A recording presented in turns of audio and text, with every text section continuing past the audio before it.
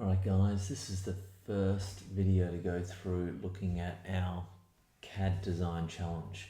So taking and looking at a drawing and then be able to recreate it in our CAD package, in this case OnShape. So if we start by interrogating what we're trying to develop first. So if we have a look, we can see we've got our isometric view up here. So we can see it's kind of got a flat base, angled sides, coming up, and you can see we've got that little U shape up the top here.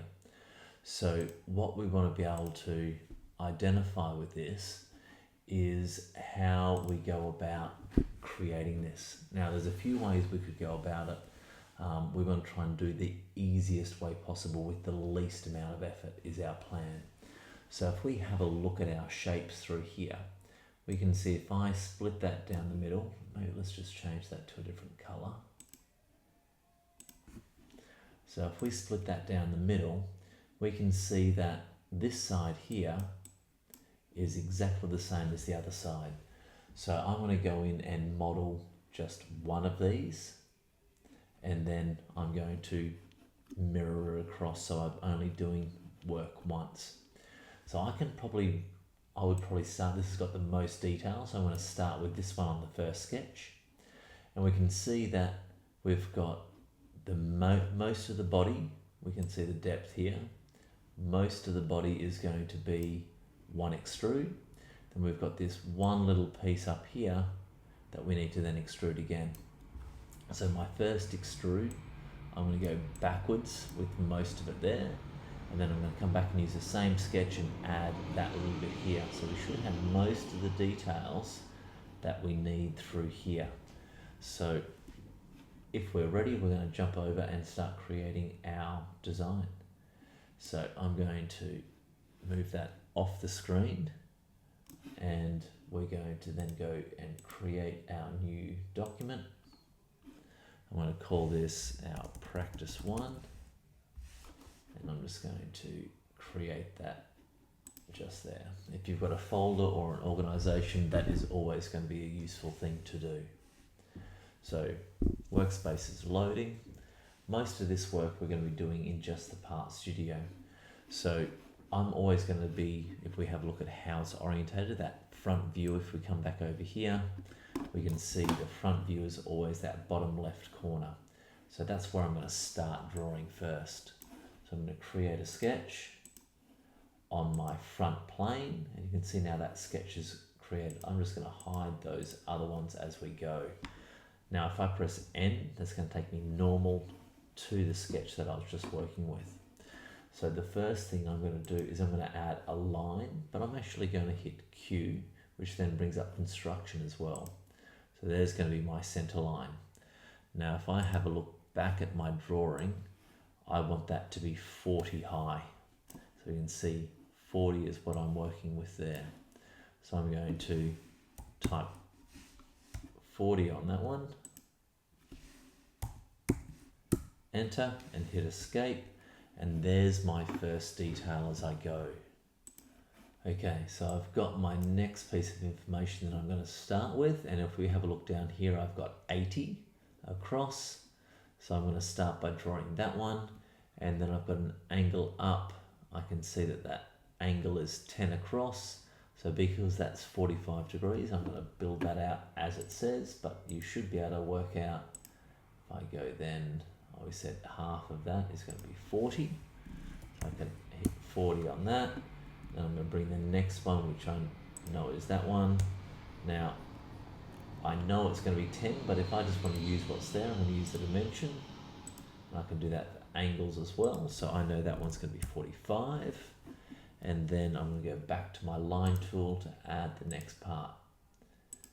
And if I have a look back over at that, he's coming across, and we've got some information there. So he is 10 across. If I have a look up here, that I know that's 40 across. So if I've got 20 there, 10 there, I know that this one needs to be 10.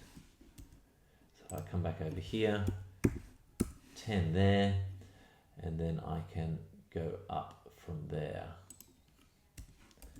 So if we have a look now what I've got, that's looking pretty good. I want to be able to just make sure that this is the right length. So he wants to be 10 across. I know that the dimensions, I just hit D to get to the dimensions. I know that wants to be 20. So you can see that's faded out. It's going, yeah, I already know that. I'm going to use this coincident to make sure that he is, oh, I'm not going to do that. And I'm going to add in a line across the top. And notice he went off there, so I'm going to make sure that he is horizontal. Now that's given me the information that I need for the first part. I'm going to now mirror all that. I could do that outside the sketch, but we're going to do it in the sketch for the moment. So mirror that. I'm going to select all those other pieces that I want to mirror. So now that's ready to go. If we have a look at what else we have now, is we've got those two circles we're going to add on there as well. So I'm going to come up and I'm just going to use a full circle for the moment. And I'm going to come all the way out and add one more, and he wants to be 20 all the way across. So now if we have a look, I've got a radius, which is the same as what I had as the diameter across. I'm going to get rid of that top bit just so that it simplifies things out. So I'm going to go in and use my trim tool, which is this guy here, or the shortcut is M. So select that, and I'm going to remove that top part of the circle, and I'm just going to get rid of that bit there too. So now I've got the shape. If we have a look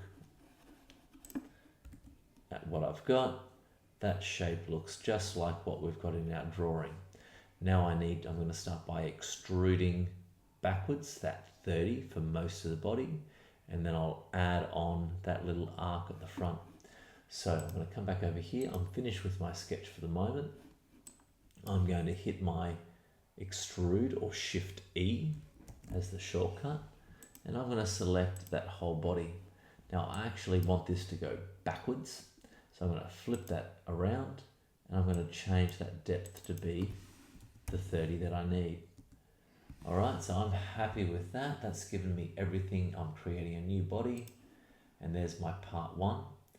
If we want to rename it, we could. So this is my practice one, ready to go. Now this is not quite finished. I'm going to turn that sketch back on, and I'm going to do one more extrude. So Shift E to be able to select that, and I want that to go out 10 mils. So if we check back at our drawing, we can see we've got that coming out. So we've got 40 all the way. We know that's 30, so it's leaving us 10 there.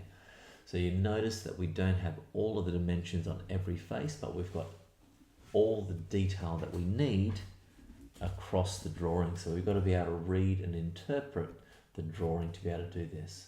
So coming back over here, I'm going to go tick, and then that has given me, I can hide that sketch again, and we can see I've got my part just like what they have. If I want to be able to make that view the same way, we can drop that down and change the view to go unshaded, and then there is our piece just like we looked at. Generally looking at it with edges makes our life a little bit easier to see what we're doing. But that piece is now ready to go. You're ready to move on to the next one by